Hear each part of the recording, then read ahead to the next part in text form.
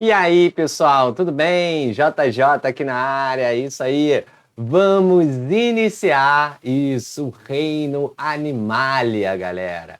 Muitas vezes a gente fala reino animal, né? Mas o reino Animalia, também chamado de Metazoa, ok?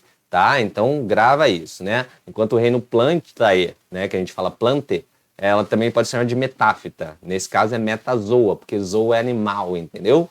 Beleza, galera? Show de bola! Então, antes da gente, né, falar das características gerais desse filo, que são muito importantes para a gente compreender daqui para frente, né, o que a gente vai falar dos filos, né? Então é importante a gente entender as características agora. Tranquilo? Então não esquece de dar esse like, se inscrever no canal, ativar o sininho também, para você ficar sempre ciente dos vídeos, e eu tenho certeza que muitos deles vão te ajudar.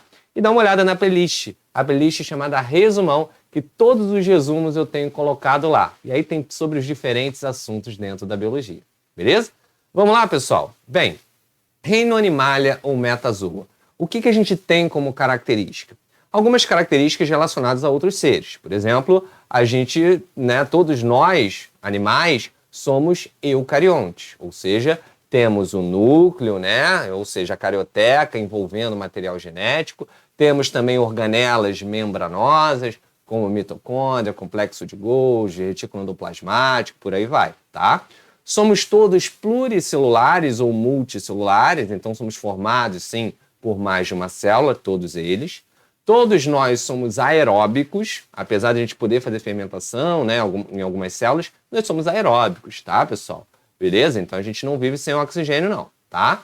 Somos todos também heterotróficos por ingestão, então a gente acaba, né, não produzindo o próprio alimento, beleza? Então essas características não são características assim únicas do reino Animalia. Mas, por exemplo, ter o sistema nervoso é uma característica única do reino animal e que foi muito importante, porque a gente começa a capturar estímulos do meio, começa a poder responder rápido a esses estímulos, né? Então o sistema nervoso foi uma peça, vamos dizer assim, fundamental para o reino animal, tá? Bem, a gente então vai ter fases de desenvolvimento embrionário, né? A gente vai ter blástula, gástrula, neurula, né? E tudo vai começar pelo menos com a blástula, tá? Então a gente vai ter seres vivos que vão terminar o seu sistema embrionário na blástula, outros na gástrula, outros na neurula. Então alguns seres vão ser ablásticos, né? Então os poríferos, por exemplo, eles não vão ter nenhum tecido verdadeiro, diferenciado, nenhum órgão. A gente tem seres aí que vão formar até gástrulas, que a gente vai chegar então a ectoderme e endoderme, né? Então a gente vai ter alguma diferenciação já. E nós temos aí outros seres que são triblásticos, né? Vão chegar até neurula, né? E aí esses seres vão ter ectoderme, mesoderme, endoderme, já vão formar outras estruturas mais complexas, tá? A gente também vai classificar esses seres como protostômios ou deuterostômios, tá? Protostômios é aquele que vai formar primeiro a boca, depois o ânus, beleza? Ou seja, o sistema digestório, enquanto que os deuterostômios vão formar primeiro o ânus e depois a boca. Por exemplo, somente nós e os equinodermas somos considerados deuterostômios, tá? Beleza? Enquanto o restante, basicamente, é considerado como protostômio, beleza? Quando forma também o sistema digestório, né, pessoal? Ok? A gente também vai classificar de acordo com o celoma. Então, a gente vai classificar como acelomado aquele que não tem um celoma, que é uma cavidade, uma estrutura que serve para a expansão do corpo do indivíduo, né? A gente tem os pseudocelomados, quando o celoma ele está entre a mesoderme e a endoderme, tá? Então, o pseudo é falso, não é um celoma que a gente considera como verdadeiro. E os celomados, né, os que têm um celoma verdadeiramente falando, a gente tem o celoma todo dentro da mesoderme, né? Então a mesoderme vai abrigar o celoma. Aí são os celomados, beleza? Então essa parte também é muito importante, tá? Protostômios, deuterostômios, qual fase de desenvolvimento, são dibásticos, triblásticos, né? Isso daí é tudo importante. Acelomado, pseudocelomado, celomado, ok? E também a simetria, né? A gente pode ter simetria radial, aquele que, por exemplo, faz um círculo, né? De um ponto único, a gente consegue dividir em várias metades iguais. Então, simetria radial, lembra de rádios, né? O raio lá, lembra do diâmetro, beleza? ou simetria bilateral, que é o nosso caso, por exemplo. A gente só consegue traçar um único ponto aqui em que eu consigo dividir em duas metades iguais, beleza? Tá? Então, simetria radial ou bilateral, tá?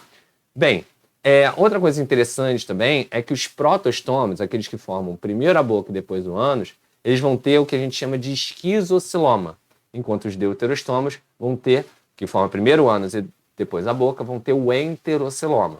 Então, o desenvolvimento embrionário ele acaba sendo um pouco diferente também, beleza?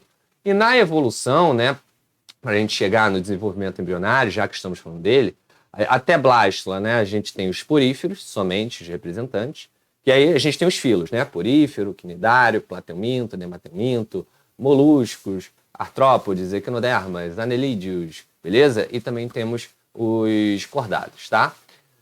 Então, até blástula vai os poríferos, ok? Os poríferos só vão até lá. Os quinidários já vão até gástrula, beleza? Então já tem, né, um outro desenvolvimento, tá? E depois nós temos os triblásticos. O restante dos filos são os triblásticos, né? Plateuminto, nemateuminto, artrópode, equinoderma, anelídeo, molusco e cordados, tá? Show de bola. Dos triblásticos, a gente vai dividir em protostômios e deuterostômios. Então, protostômios, quem a gente vai considerar? Seria plateumintos, nemateumintos, moluscos, artrópodes e anelídeos, tá? Enquanto os deuterostômios, né, que formam primeiro ânus e depois a boca, somente equinodermas e cordados, ok? E aí, dentre os protostômios, a gente vai classificar, né, principalmente em acelomados, pseudocelomados e celomados. Acelomados, somente plateumintos. Pseudocelomados, a gente vai ter os nemateumintos. E celomados, a gente vai ter, né, moluscos, artrópodes, vamos ter também os anelídeos. E também, claro, os celomados também a gente pode classificar como sendo equinodermas e cordados também, beleza? E na divisão a gente vai ter várias divisões aí, né? Por exemplo, poríferos a gente considera como parazoários, né? Porque eles não têm basicamente nada, não tem nem sistema nervoso, beleza? E o resto é eumetazoa, ou seja, os metazoários verdadeiros, beleza? Tá? Daí, a gente vai ter algumas classificações, né? Como ter simetria radial, por exemplo, os quinidários têm. Simetria bilateral, a grande maioria do restante dos filos tem, né? A gente vai ter também classificação em relação a ser deuterostômios, e aí a gente bota equinodermas encordados de um lado na evolução, enquanto os protostômios, o restante, né? Enfim, moluscos, plateumintos, nemateumintos, artrópodes, anelídeos, tá, galera? Beleza? E aí também de acordo com o celoma, né? Então a gente vai classificar celomado, pseudocelomado, celomado, como eu já falei, ok? Então é isso que a gente monta basicamente lá, né? Toda a filogenia desse filo. Tranquilo, galera? Então essas são as características básicas do reino animal. Nos próximos vídeos de resumo a gente vai falar sobre os filos especificamente e a gente vai utilizar esses termos. Beleza? Não esquece de dar esse like, se inscrever no canal, ativar o sininho também para eu poder sempre te ajudar aqui com os meus vídeos e, enfim, a gente conseguir ter uma boa nota na sua prova ou então uma aprovação no vestibular, ok? Vou ficando por aqui. Um grande beijo, uma boa semana e valeu. Tchau, tchau.